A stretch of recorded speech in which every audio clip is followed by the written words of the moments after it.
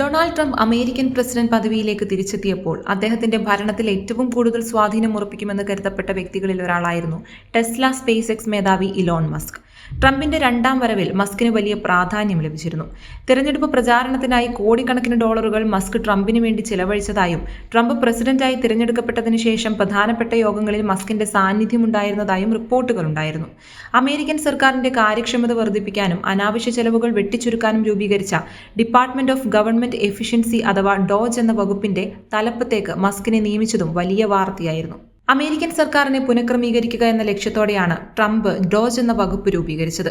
സർക്കാർ ചെലവുകൾ വെട്ടിച്ചുരുക്കുക, ഉദ്യോഗസ്ഥരെ പിരിച്ചുവിടുക, അനാവശ്യ നിയന്ത്രണങ്ങൾ ഒഴിവാക്കുക, ഫെഡറൽ ഏജൻസികളെ പുനഃസംഘടിപ്പിക്കുക എന്നിവയായിരുന്നു ഡോജിന്റെ പ്രധാന ലക്ഷ്യങ്ങൾ. അമേരിക്കയെ രക്ഷിക്കൂ എന്ന ട്രംപിന്റെ മുന്നേറ്റത്തിന്റെ അനിവാര്യമായ ഭാഗമായാണ് അദ്ദേഹം ഡോജിനെ വിശേഷിപ്പിച്ചത്. മസ്കും ഇന്ത്യൻ വംശജനായ വിവേക് രാമസ്വാമിയുമായിരുന്നു ഈ വകുപ്പിനെ ചുക്കാൻ പിടിച്ചത്. മസ്കിന്റെ ട്വിറ്റർ ഏറ്റെടുക്കലിനെ മാതൃകയാക്കി സർക്കാർ ജീവനക്കാരുടെ എണ്ണം വെട്ടിച്ചുരുക്കാനും കാര്യക്ഷമത വർദ്ധിപ്പിക്കാനും ഡോജ് ശ്രമിക്കുമെന്ന് പ്രതീക്ഷിച്ചു. 2026 ജൂലൈ 4-നകം അമേരിക്കയുടെ സ്വാതന്ത്ര്യ പ്രഖ്യാപനത്തിന്റെ 250-ാം വാർഷികത്തിന് മുൻപായി ഇത് പൂർത്തിയാക്കാനാണ് ട്രംപ് ലക്ഷ്യമിട്ടിരുന്നത്.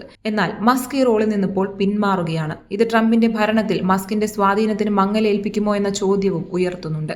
മസ്കിന്റെ പിന്മാറ്റത്തിന് പിന്നിൽ നിരവധി കാരണങ്ങളാണ് ചൂണ്ടിക്കാട്ടപ്പെടുന്നത്. അതിൽ പ്രധാനം ട്രംപിന്റെ നയങ്ങളോടുള്ള വിയോജിപ്പാണ്.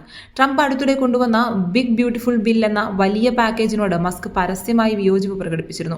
ഇത് ട്രംപുമായുള്ള അദ്ദേഹത്തിന്റെ ബന്ധത്തിൽ വിള്ളലുണ്ടാക്കിയെന്ന് ചില റിപ്പോർട്ടുകൾ സൂചിപ്പിക്കുന്നു.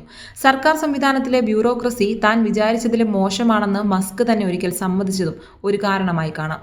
ഇത് അദ്ദേഹത്തിന്റെ പ്രവർത്തനങ്ങൾക്ക് തടസ്സമായതും മറ്റൊരു കാരണമായി പറയപ്പെടുന്നുണ്ട്.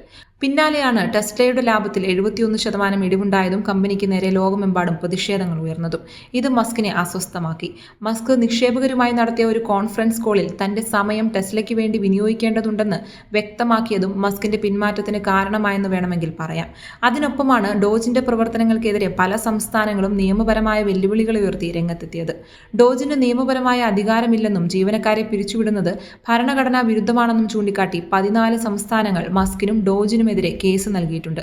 ഇതും മസ്കിന്റെ തീരുമാനത്തിന് കാരണമായെന്ന് കരുതാം. കൂടാതെ ഡോജിന്റെ പ്രവർത്തനങ്ങളും മസ്കിന്റെ രീതികളും വ്യാപകമായ വിമർശനങ്ങൾക്കിടയാക്കിയിരുന്നു. ശമ്പളമില്ലാതെ ജോലി ചെയ്യാൻ ആളുകളെ ക്ഷണിച്ചതും എക്സ് അക്കൗണ്ട് വഴി അപേക്ഷ ക്ഷണിച്ചതും വലിയ ചർച്ചയായിരുന്നു. മസ്കിന്റെ നേതൃത്വത്തിൽ ഡോജ് ഇതിനോടകം $175 ബില്യൺ ലാഭമുണ്ടാക്കിയതായാണ് അവകാശവാദം.